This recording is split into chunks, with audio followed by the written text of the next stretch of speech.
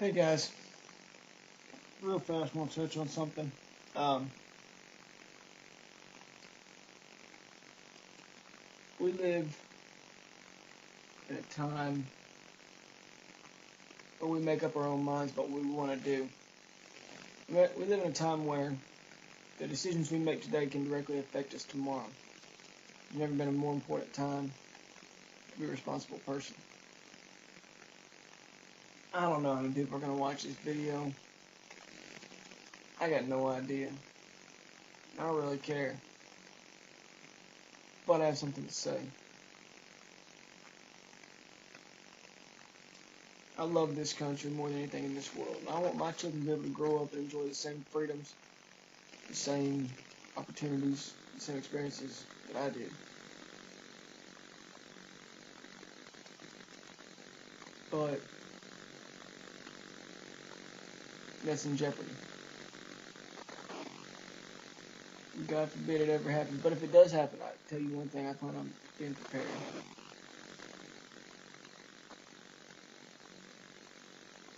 We're going to start a new series. It's pretty much just going to be me talking to you about things that I see, things that are happening, what's going on. We've got this whole mess with Libya going on. And I'm not worried about Libya. Gaddafi's a nut job anyway. What I'm worried about is NATO.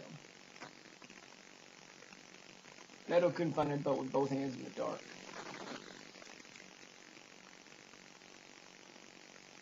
NATO couldn't find their way out of a paper bag.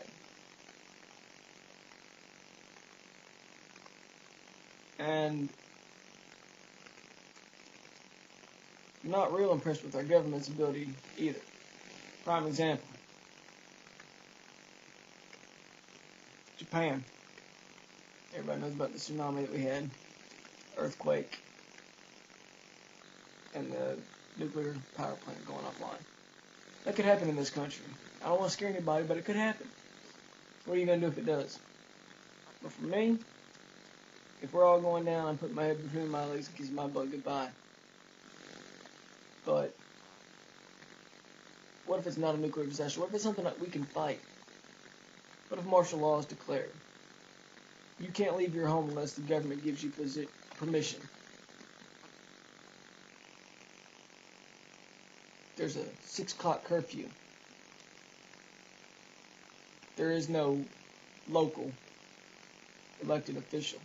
There's no state elected official. It's all appointed by the president, whoever the president may be.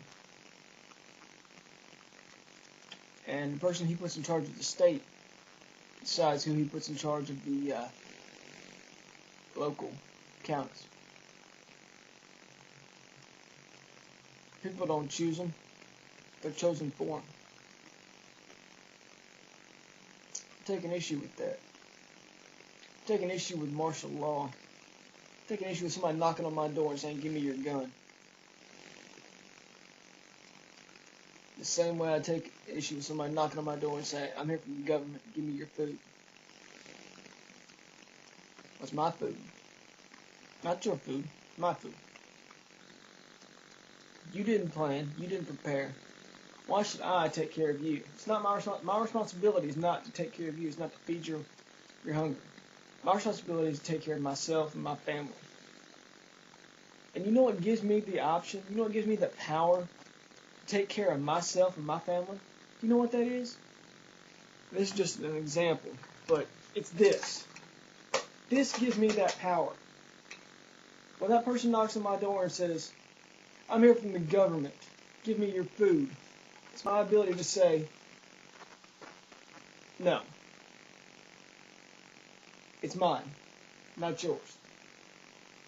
You don't take from me. Because you didn't prepare, that's not my fault." This gives me the power to say that. This also gives me the power when a stranger walks up on my group and the preparations that we're making And that stranger says, I'm hungry. My child is hungry. And there's 40 people with him. This gives me the power to say, I'm sorry you're hungry, but that's not my fault. I told you to prepare. You didn't listen. Going down the road, there's a government camp set up down the road. They'll take care of you. This is mine. You can't have it. Now some people would say, well, how could you turn down a starving child?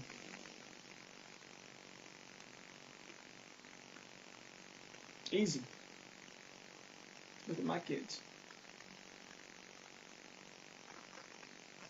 People say, well, what if your children were starving? They're not. They won't be. Because I've taken plans. I've prepared. I've put aside food. I've put aside water.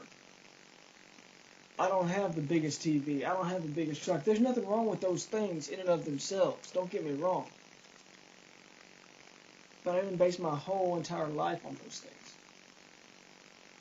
I set aside money each check to go out and buy rice, to go out and buy beans, to go out and buy water, to go out and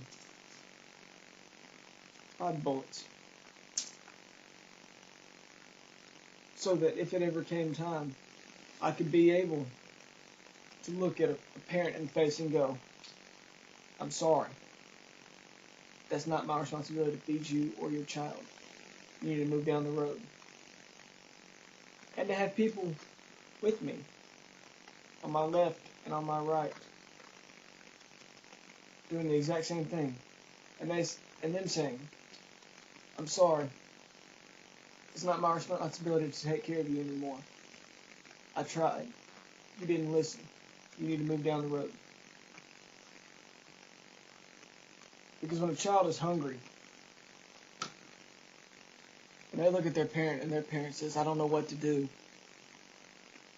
their parent's going to get crazy. Their parent's going to get desperate. Their parent is going to realize, hey, this guy that I saw every day at my local Walmart buying an extra bag of rice, or my neighbor that I saw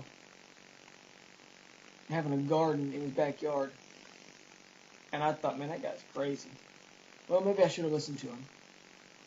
My coworker at work that I heard on the phone ordering 1,000 rounds of ammo for his AK, and I thought, man, that guy doesn't need to own a gun. Nobody needs an AK.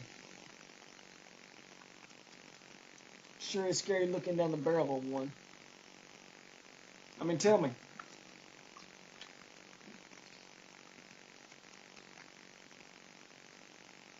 Is this a sight you'd like to see? When you know that you had the opportunity to prepare, when you know that you had the opportunity to take care of yourself and your family, why should I have to provide for you? Why is it my responsibility to do all the work and you get all the reward?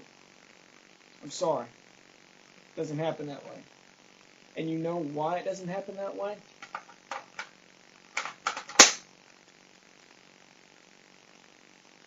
Because of this. This stops that. So for everybody out there that says, you know, you don't need an AK, you don't need an AR, you don't need that assault rifle. Assault rifle means I'm prepared, means I've taken care of myself, and it means, by God, when the crap hits the fan, I'm going to be the one taking care of you because you didn't do it yourself.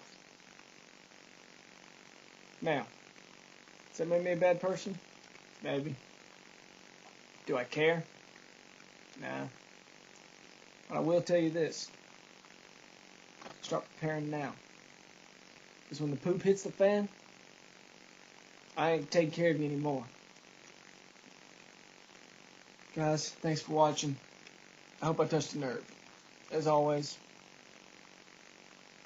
join the NRA, help protect our freedoms, and long live the Republic.